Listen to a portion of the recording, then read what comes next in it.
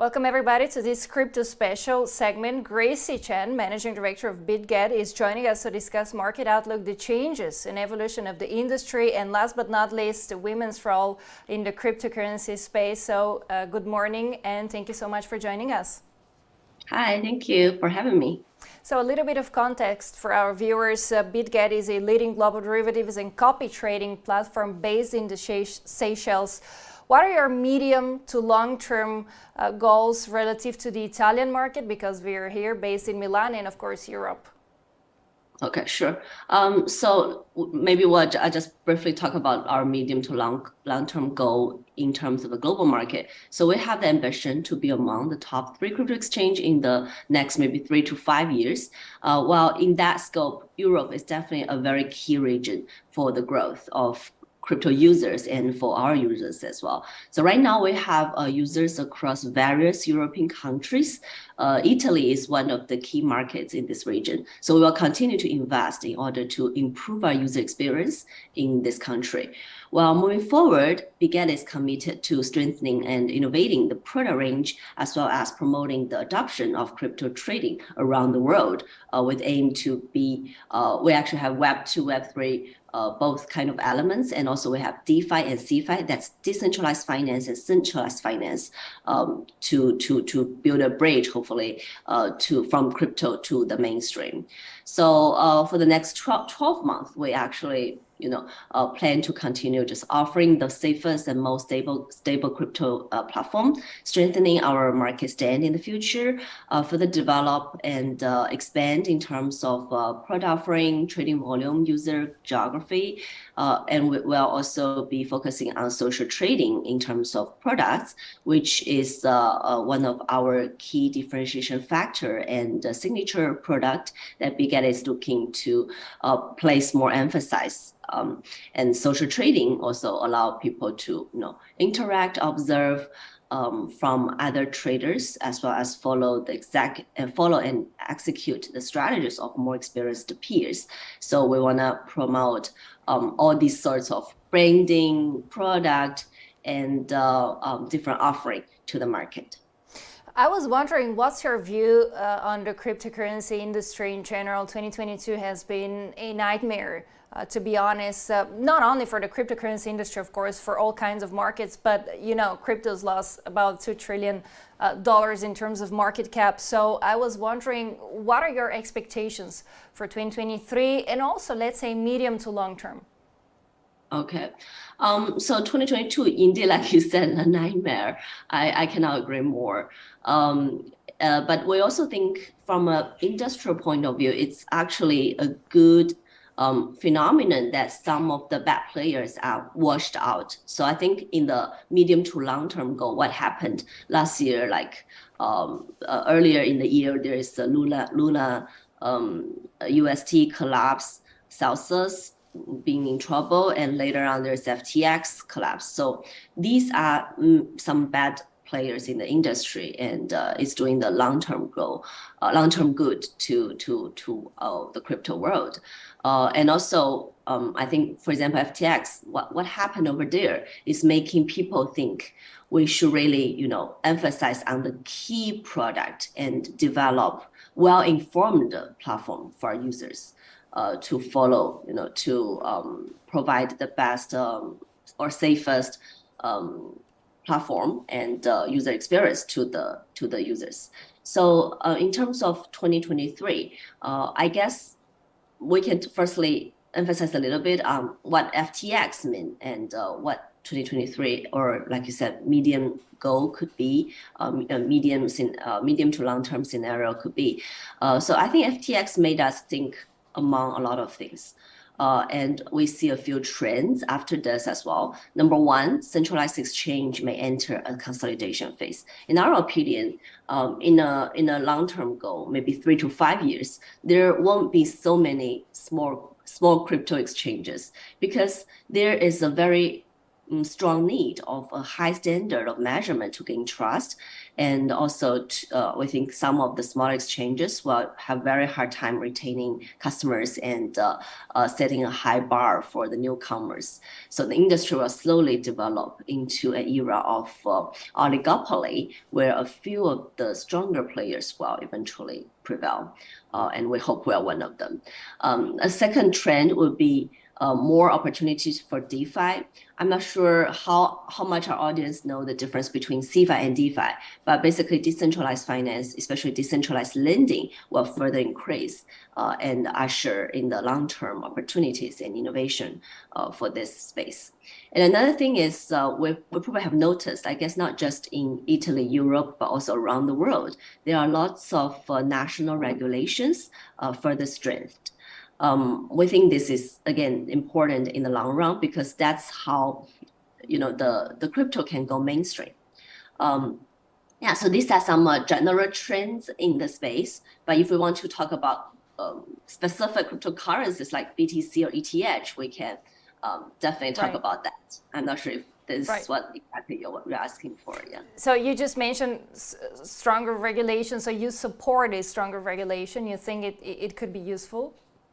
Yes, we do. We also notice, countries having more comprehensive and detailed regulations coming up, and that's helpful to the industry as well. So there are two aspects. The first one is when there isn't clear regulation, but some of the regulators will just come in and find the institution, that will prevent innovation. But more importantly, if there are clear regulatory acts, financial licensing, investor protection, etc. framework be established, so that we can, follow, apply to certain license. That's how we want to have the regulation going on, and also join these conversations. For example, right now, some of the Asian regions, like Hong Kong, they are coming up with a lot of regulatory acts.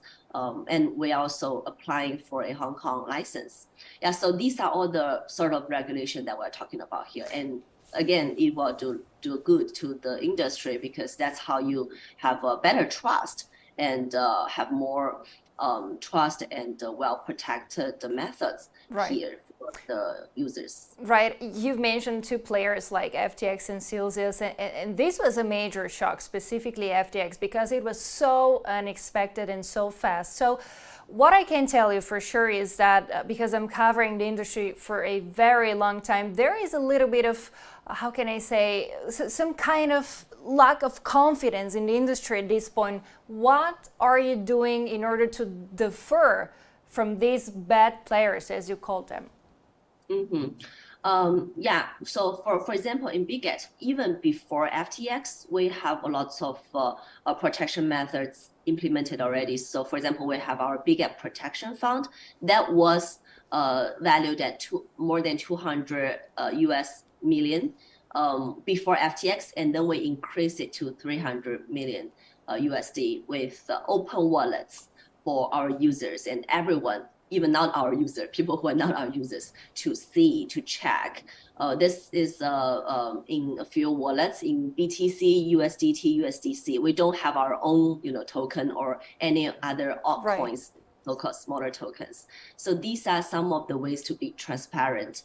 I mean, that's probably just one example. And then another thing is a lot of exchanges, and we also worked on right after FTX, and a lot of exchanges doing the same, especially the bigger ones, which is proof of reserve. So we have developed our verification tool, which is called Merkle Validator internally, and we have provide this to open source codes on GitHub for everyone to have free access. So this Merkle Proof of Reserve is not just showing reserve status as a whole in the company, but also users can verify their own accounts proof of reserve with the tool, and prove that our exchange reserve to user assets is at least on 1-on-1 ratio, if not more. Yeah, so these are some of the elements we've been doing. And again, we also have strengthened our security and system or technology stability. So avoid, have some like more risk control over there, more security governance, trusted wallets, encryption, and everything. We think all these are very important. Right. Right. I'd like to touch on something very interesting, a story I've read just a few days ago. It's in regards to TradingView, which is, by the way, a platform that we're using on a daily basis. So this is for everyone who doesn't know what is it. It's a chatting and trading platform used by millions of traders worldwide. Talk to us about this integration into the TradingView ecosystem. Okay, sure. So there are quite a few competitors or players in the industry who are trying to integrate with TradingView as well. We are very proud to be chosen among a select few players. At Bitget, promoting crypto adoption through partnership, while reputably with these reputable entities has always been a key focus. So the key reason for having this is to improve user experience and deeper the insights for this partnership. So right now, with help and integration with TradingView, Bitget's users can have access to a variety of advanced analysis instruments such as charting tools, real-time market data, technical indicators, and learn new strategies tested by millions of active traders from its thriving global spending community. So again, this connection or this partnership is mainly to offer Bitget's users more flexibility to trade perpetual futures directly from TradingView's interface and leverage tools for greater convenience, on-the-go accessibility, and the trading process will thus be more streamlined and risks will be mitigated largely thanks to the availability of this great access. So we hope this integration will grant our users, which we have more than 8 million users, and their users as well, all these services from both entities, and make it easier for our traders to transition, especially their traders, to transition from Web2 to Web3. Right. And final take, the 8th of March, everyone, all the world is celebrating women. So I was wondering, what's the Bitget approach to women in the crypto industry, and as a company, what's your approach to gender equality and women empowerment? Mm-hmm. This is a topic that is really like in the heart of not just me, but also in Bitget. I can share some data. So for example, right now, Bitget has, I would say we are really a female-friendly crypto firm. We have about 40% managers, not just like employers, managers being female. And this number is still rising. Not just like marketing roles, for example, what I'm doing, my CPO, my CEO, they are all women. So at Bitget, we respect our employees and understand that everyone gathered here to share the passion for this new industry. And we mainly look at your ability. So age, gender, nationality have never been a very big criteria for us while hiring. And we also have our company's like culture is actually among result driven. We also feel that if you have, we are very actually democratic kind of atmosphere in the firm without a strict hierarchy. So we also open a few floors and channels for employees to contact managers directly on any issue related to equity, diversity, and also I myself is one of the channel actually. Right. So this is about firm level. On an individual level, I'm also a working mom, so I kind of balance and know the struggle between working, family, and everything else. And we have a lot of potential, and I actually advocate a lot in the space for women in crypto and how Web3 is providing a channel for our users and for ladies to investment and to have a better work-life balance, because it's a remote working style in the industry. So everything around women in crypto, that's something I'm very, very happy to chat more, and I'm very passionate about this topic. Great. Thank you very much. Gracy Chen, Managing Director, Bitget. Thank you for joining us. Have a great day ahead. Thank you.